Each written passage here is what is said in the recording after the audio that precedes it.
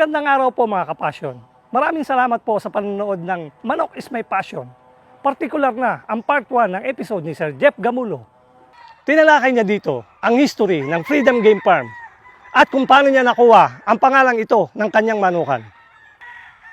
Hindi rin biro ang pinagdaanan ng ating bida. Halos sumuot sa butas ng karayom, makamtam lang ang minimithi niya. Maraming hirap, pagod at gastos din ang ginugol niya para lang magkaroon ng identity ang paborito niyang linyada.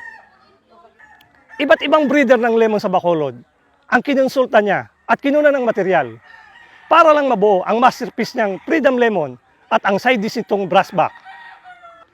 Ito na nga ang part 2 ng kwento ng Freedom Game Farm ni Sir Jeff Gamulo sa ating Manok is My Passion! Manok is my passion.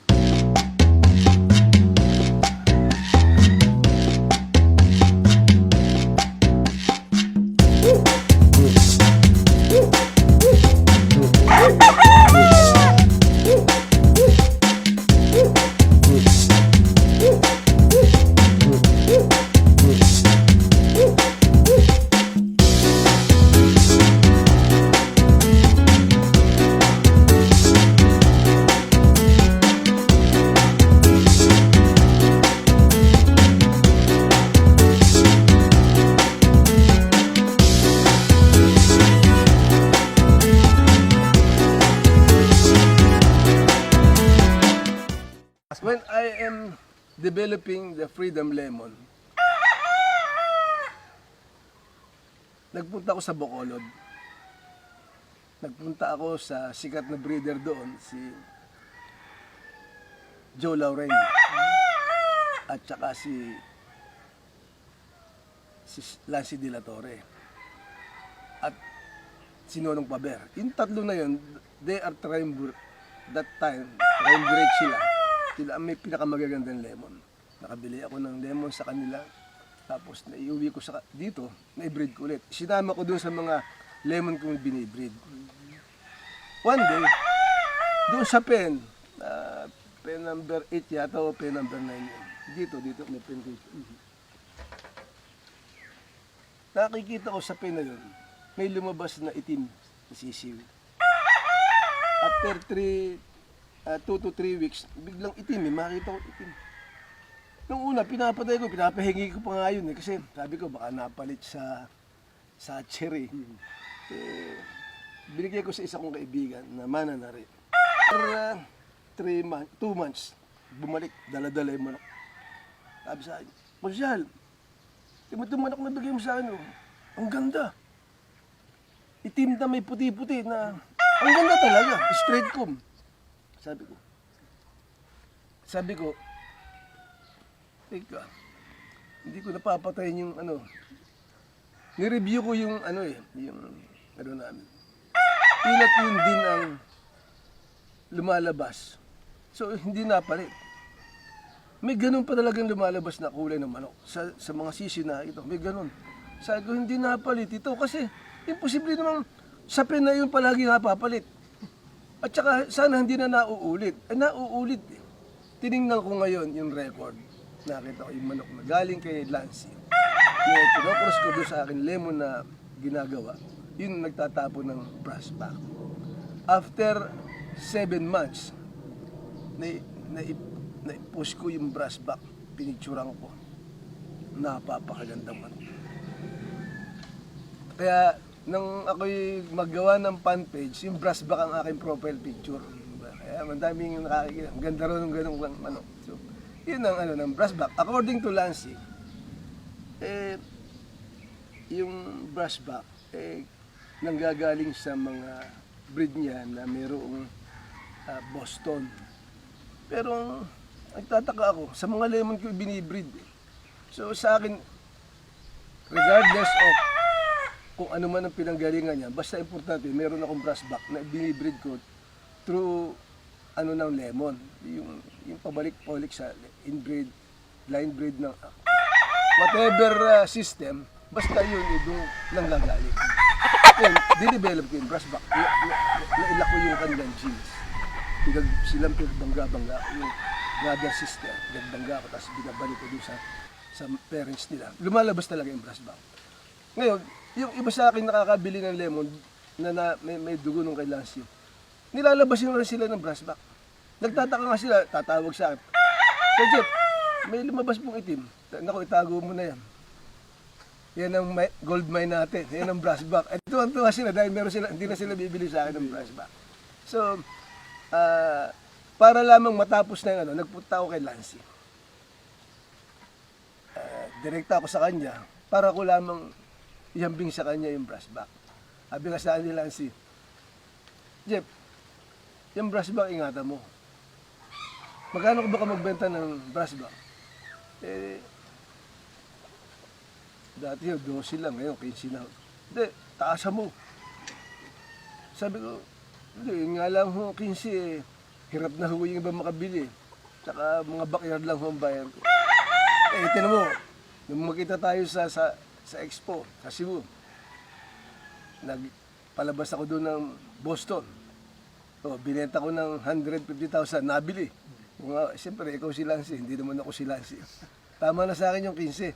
Di sa'yo na yung 150. Malaki naman ang diferensya natin. Lancy de la Torre ka. So, minintain ko yung mga brass back na yan. Ngayon, at the twilight of my breeding time, as a breeder, yung pagpapalahi ko, ginawan ko talaga ng paraan na tumangkad ng konti in lemon ko at saka in brass back. Ngayon, matangkad na siya. Matangkad na. Dati mababa yan. Na mag-start ako, hindi ko pa alam ang bloodline. Kasi hingi lang ako ng hingi sa mga kaibigan ko. Kung mapunta ko sa Tanay, sa kaibigan ko, sinamahan niya ako sa farm ni Boy Diaz. Si Boy Diaz noon ang presidente ng National Caucus Association. Yung laging magkakaroon ng derby sa Araneta. Siya nga nagpasimula ng stag derby, stag wars kung tawag. Ngayon, doon sa kanya, meron dong magagandang manok yung mga Democrat. Na green legs, na straight bull, na ini-entry niya yun sa derby pag merong word slasher. Ang pangalan nun, Purple Haze. Yun ang entry ni Boy Diaz. Yun ang gusto kong manok. Pero, nang magsimula na ako mag-breed, sabi ko, sa lemon na lang ako. Kasi iba talaga ang lemon. Yung Democrat, bibihira na meron nun, yung kay Buddy Payton, Democrat. Bibihira na meron. Ngayon, yung kaibigan ko na yung presidente ng LGB, meron siyang Democrat kasi kaibigan niya si Boy Diaz. Kaibigan ko rin siya. Kaya naglambing ako sa kanya ng kanyang binigyan niya ako ng Democrat. Kaya meron akong Democrat ulit. Ganda, i-cross ko sa lemon kasi lemon nuts. Ang lemon, kahit hindi sa akin, kahit naman sino breeder all over the Philippines, pag sinabing lemon, maganda record. Ang lemon na ginawa ko ay nanggaling din doon sa mga taong yun na may magandang record. Sa akin naman, hindi na ako masyado doon sa yung kung ito yung winning line or whatever. Kasi winning line ito doon sa mga breeders na kinunan ko.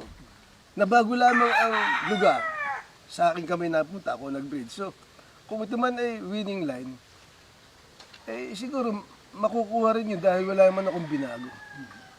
Ngayon,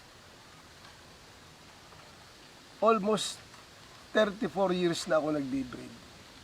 Kung ang lemon na yan ay hindi winning line or mababa ang porsyento ng panalo, dapat wala nang bumibili sa akin. Diba? Meron nga nag-bust pa sa akin.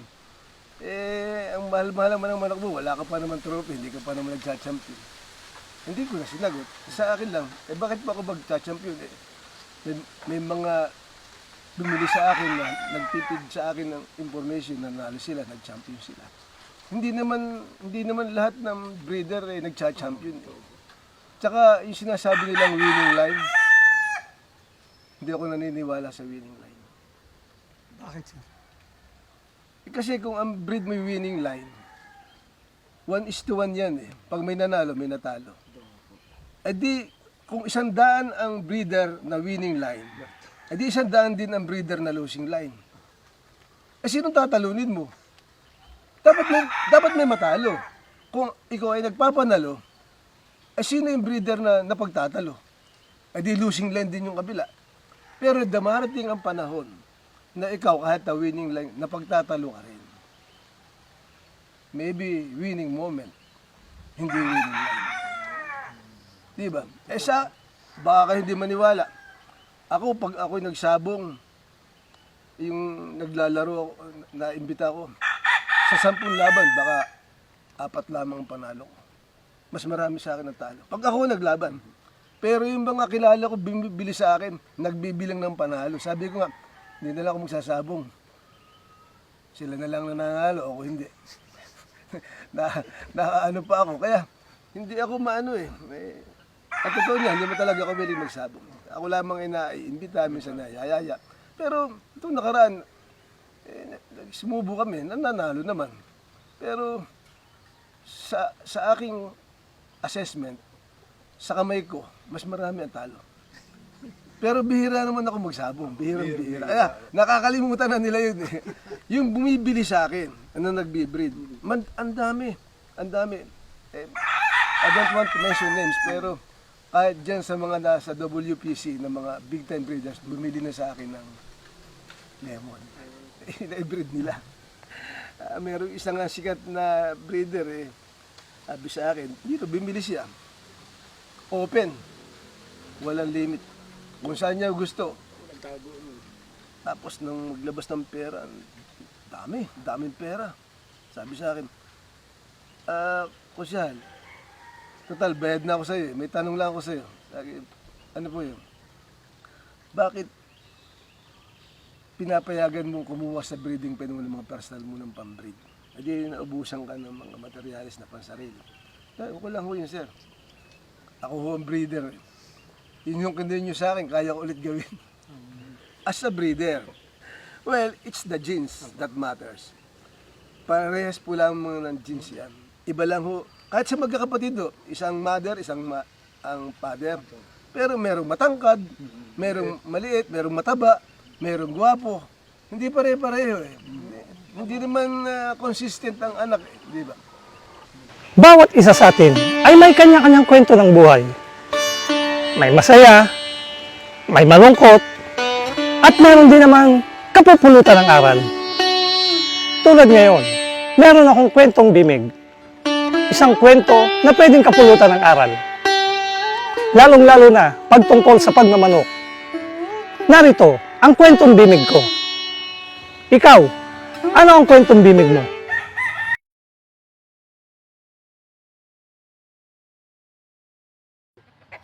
Ito ang kwentong bimig ko. Nung una, ibang product ang ginagamit ko talaga eh.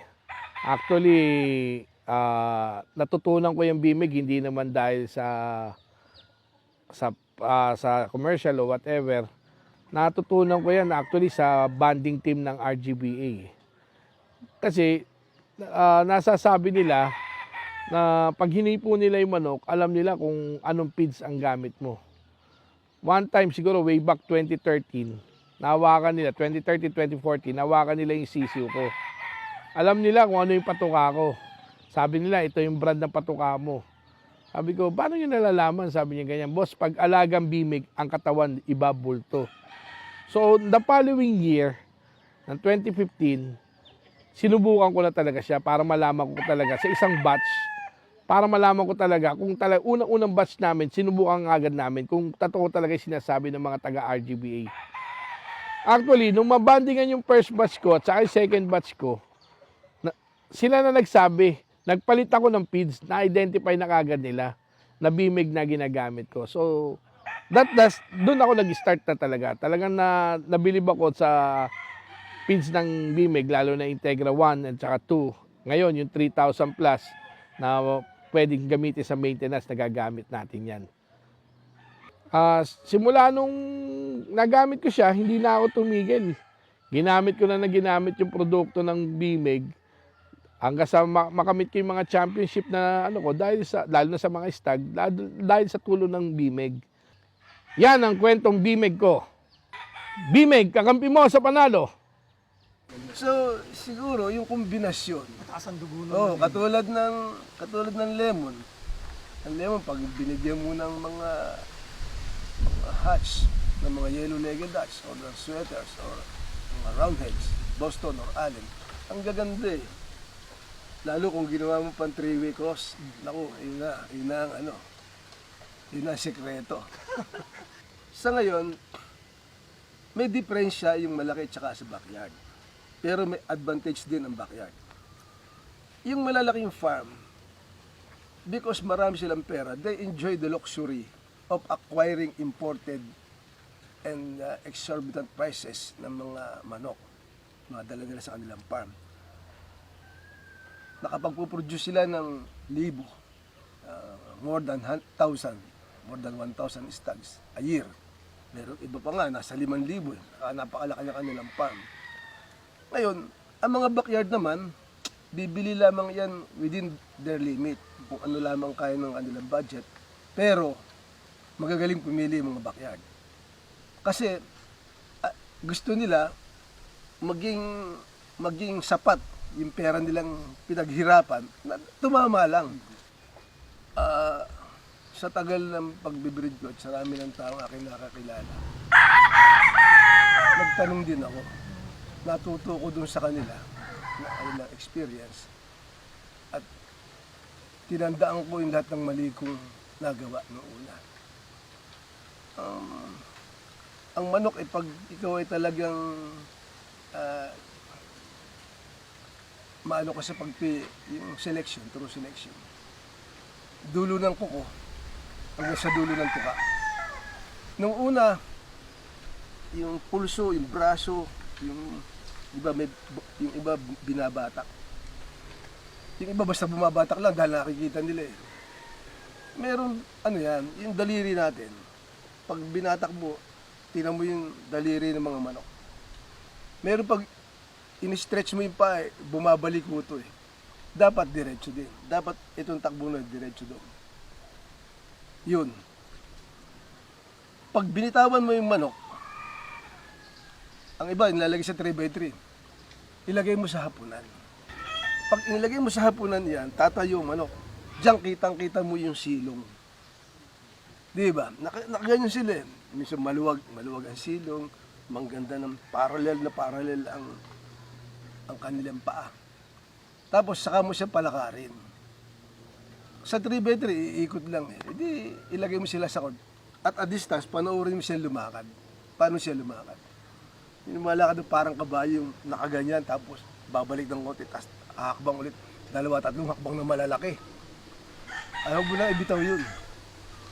Basta yung tindig ng manok, tapos sinalat mo siya. Pag sinalat mo siya, yung iba kasi gusto broad and shoulder. Lahat naman ng manok may shoulder. Pero gusto ko yung konti lang ang buka. May haba ang katawan, pero pagdating sa puno, sa may puwitan, payat. Dapat nakahagot na gano'n. Oo. Kasi nandyan ang ngayon, maganda ng mga lemon na patangkad ko. Selection lang yan eh. Pimili ka ng ano. Noong una kasi, lahat ng gagamitin ko sa breeding, napagpilian ng mga buyer. Kaya nga sabi ko doon sa isang bumili sa akin na kilala, sabi sa akin, bakit mo pinapili ako sa breeding pen mo? Hindi ako, okay lang ko yun sir, kasi ako naman ang breeder, gagawa ulit ako ng ganyan next year. Ngayon, dahil nga sa ako yung may edad na, last year, talagang piniga ko ng gusto lahat. Napili ko yung magaganda, and then, last November, nagpunta ako sa Bacolod. Naghanap ako doon nagdala ko ng konting budget. Naghanap ako ng lemon. Through my friends, may 4 na breeder doon na backyard na kilala ko. Sinaman, may nirentahan akong isang SUV. Lahat ng farm doon, pinuntahan namin. Naghanap ako ng lemon. Umuwi ako. Meron akong naiuwi materyales na ginamit. Kaya at least, nagkaroon na, yung dati kong ginagamit, ibinigay ko doon, yung dati kong pinili na matatangkad, na ibrid ko ng bukod, pagkatapos next year, pag babangga-banggain ko ulit sila. Ganun din sa brass back na patangkad. Selection. Basta marunong kang pumilit. Doon nga sa tuka, nagkakatalo kami. Sabi sa akin, bakit ganun ang gusto ng iba, yung ang tuka, yung maliliit. Sabi ko, ako hindi, gusto ko malaki pa nga. Ibang parang ulo ng bawang. Imagine mo yung ulo ng bawang. Ang liit ng dulo, di ba? Balik ko ganyan. Makapal dito. Parang tuka ng parot. Eh, alalakas tumukha nun. Ayaw ko nung diretsyo. Basta yung nakabalik ko na ganito. Tsaka sa mata, normal yung mapula yung mata eh. Kahit naman hindi ka pulahan. Basta yung itim niya malaki. Tapos yung eyeball niya labas. Luwa. Eh kung pulang-pula nga ang mata, hindi naman luwa. Eh doon ako sa kahit hindi masyadong mapula. Basta luwa yung labas ang mata. Malaki bilog, malaki itim. At kung magagawa mong walang puti sa sulok dito sa mga mata. Sa walang puti, di ba? Misa may puti. Dapat yung wala yung puti. Yun ay isa sa mga factors na pinagpipilian natin. Eh kung wala naman, edi okay lang. Hindi naman pero pinag-uusapan natin yung tamang pagpili. Eh kukunti naman yung sa mapipili. Hindi naman ako napakaraming manok. Eh yung mga hindi ko nakita sa iba, napaaari ko na. Sa inahin naman ako babawi. Kailangan pag inilagay ko sa pen, sexy ang manok. Meron nga akong 2 linggo na nakasalang eh. Hindi ko pa pinapainal. Pinapanood ko. Pag tingin ko hindi bagay, kukunin ko, papalitan ko. Kasi ang inahin, pinapanood ko yung inahin, yung sexy siya. Hindi siya mataba, hindi siya malaki. Yung iba, ito maganda ito, malaki. Eh mas kahit sa akin maliit, basta yung hagot, tabas. Tapos ang binti niya, kahit di siya matangkad, basta maninipis. Manipis, maliliit ang daliri. Yun, papasa na sa akin yun. Pwede na sa akin yun. Meron kasi mga beginners na gusto nila, pag may narinig silang ganong klase ng manok, gusto nila meron silang ganon. Pag nagkausap-usap sila, nagkakayabangan, share sila ng kanilang mga manok, parang naiinggit ba? Eh kasi, sa akin, 2-3 bloodline lang, ayos na yan. Habang pinararami mo ang bloodline mo, lalong magulo yan. Kung ang farm mo'y maliit lang, kung ano lamang ang pinala-produce mo. Kasi pag pinararami mo, maliit ang lugar mo, naapektuhan din paglaki ng manok. Ang ibig ko sabihin, hindi naman paramihan yan eh. Aanin ko yung 30 na 4 lamang ang super. At doon na ako sa 5 na 4 ang super. Di ba? Doon na lang ako. Eh, magpapakain ka ng manok. Kahit regular lang, kahit hindi kagandaan. Ihahanda mo rin yan, manok mo yan eh. Eh, dito na lang ako sa 5 na magaganda, na maayos. Yung pasado sa akin. Ngayon, kung magpaparami ka rin lang, at pahihirapan naman ang gastos, apektado ang pamilya mo, huwag mo ituloy. This is our passion. Kailangan maging masaya tayo sa ating passion. Kung ito nagiging pabigat sa atin, hindi na ito passion. Tsaka, yung iba, kung pumusta, akala mo, one time, big time. Pag nananalo na, ito, todo pa yun. Ang manok, kung ikaw ay talagang taal na sa bungero, bilang Pilipino, ito'y hilig lang natin, nagbibigay sa atin ng kasiyahan. Kung magsusugal ka, konti lang. Wag nating ibuhos lahat ang ating pera sa pagsusugal. Dahil nawawala na ang passion. Napapalit na ang sugal. Di ba? E di, wag ka na lang mag-alaga ng manok. Magsugal ka na lang. Di ba? sa mga tao, maraming ako maging pinagkakautangan ng hirap na binigay sa akin, mga tulong na advice. Kaya nung ako'y bago pa, wala talaga akong alam sa manok. Doon sa mga kaibigan ko ako natuto, yung mga tapat kong kaibigan. Yung si Romel Unidad, yung si Smith, yung magaling magtari. Kahit nga mga big time, tumatari yan. Si Jojo Reyes, pareho kong kumpare yan. Mga taga-Angono, yung isa namatay na, si Butch, San Antonio. Yun ang talagang matagal kong kasama dito sa pag-breed namin ng manok. Siya ang tagapili ko. Pag sinabi kong patay mo na yun, 50 nga manok, pinapilihan ko ng kalahati. Pagka 2 linggo, pinapilihan ko ulit ng kalahati. Pagkatapos ng 10 araw yata yun, pinapipilihan ko ulit yung natitirang 12. Ayun na niyang pumilit. Sabi ko, bakit? Wala na tayo mapipili. Hindi. Bakit sa Miss Universe? Ang gaganda ng mga contestant sa iba't ibang bayan, sa iba't ibang bansa. Mahigit 80 eh. Kukuha lang 15. Sa 15, pagdating ng semifinal, 5 na yan. Pagkatapos, ang magiging Miss Universe, isa lang. Hindi lang bang maganda? Ba't di natin gawin yun? Gawin natin semifinals ng Miss Universe. Para pag breed tayo, pag pinarami mo yan, lahat ay magaganda ang pinanggalingan. Sikreto na selection, pipili ka lang. Hindi paramihan. Kung marami kang manok, tapos mga ordinary na yung iba, mabuti pa yung maliit na kahit kukunti, basta yung quality, nasa iyo ang quality.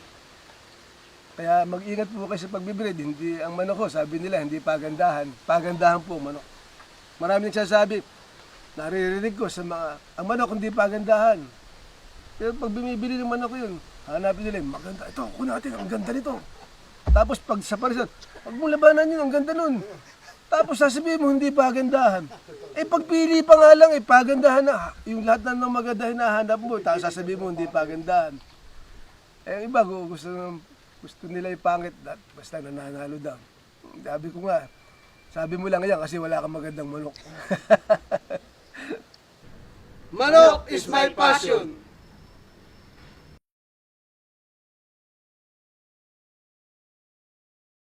Shoutout time! Shoutout po sa ECC Game Farm ni Boss Edmond Crisostomo.